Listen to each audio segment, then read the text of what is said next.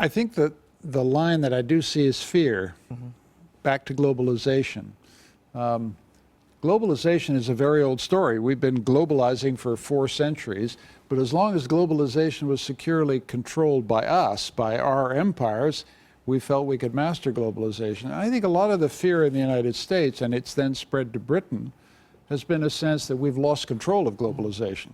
The globalization is now being powered by China, it's being powered by Asia, and we've lost control of it, and the minute we lose control of it, it begins to be threatening. Do you, you would have heard Nigel Farage saying there that he felt that had it not been for Brexit, Donald Trump would not have won the American election. What do you say to that? I think he's smoking something. I think that's, I mean, Nigel Farage is a very brilliant politician, but I think he's radically overemphasizing his own view. Look, what I think Brexit did is that it dislodged the normal, it dislodged the usual, and created a space in which more unusual things could happen.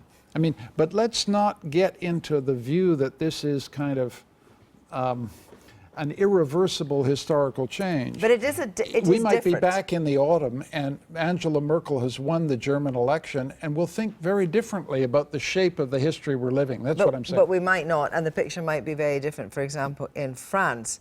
And I wonder, you know, Theresa May talking today, you know, about more globalization, we should worry about people being left behind. But this feeling of powerlessness, this feeling that globalization doesn't work for everybody, she's talking to elites there. And what are elites going to do about it? In a sense, it's too late. Globalization is a cat out the bag. You can't bottle it up again. No, you certainly can't. And automation is working right across our economies.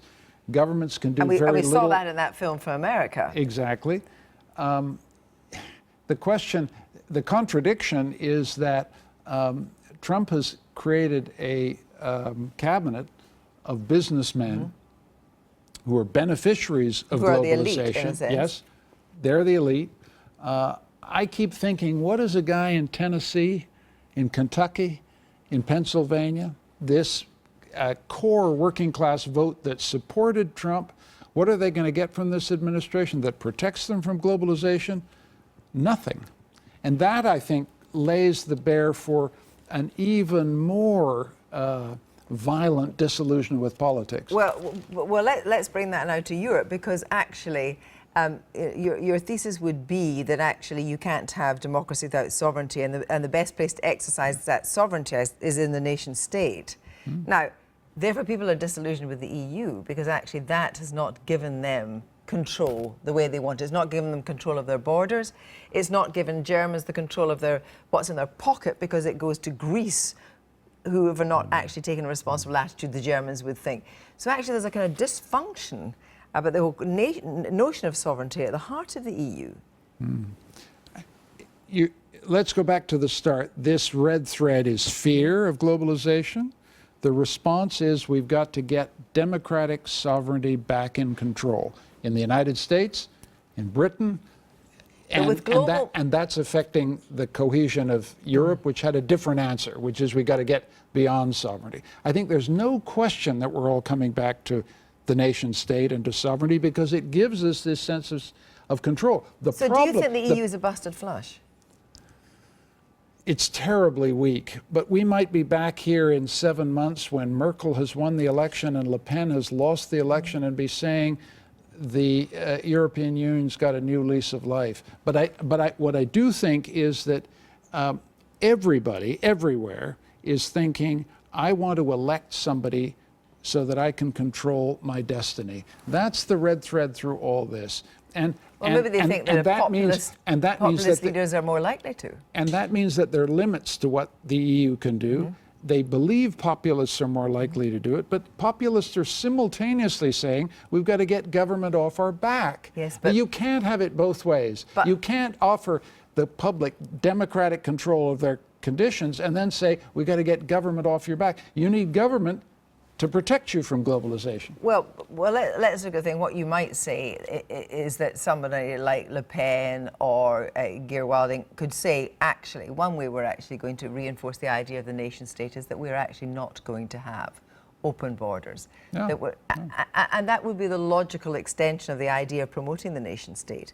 The other thing presumably would be, we have to reinforce the idea of a social contract, but the trouble is that people at the lower end of the wage scale now, at the no end of the wage scale, feel there isn't, that the social contract has been broken.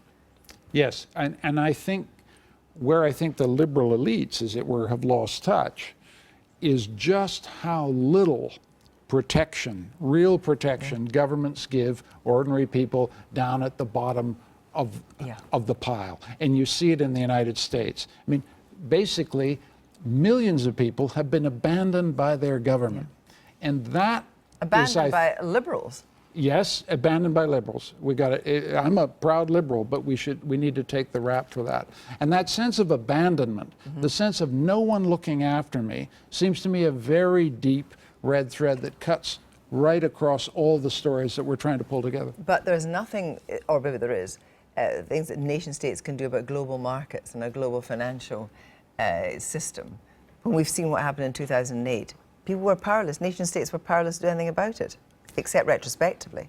Well, we all want globalization when it works for us, when wages are rising, when we're working for globally competitive industries, when it's raising our incomes. We all want protection from globalization when suddenly we're working in declining industries that are no longer competitive. We want it both ways at once, and governments struggle to respond to these absolutely contradictory impulses from the public.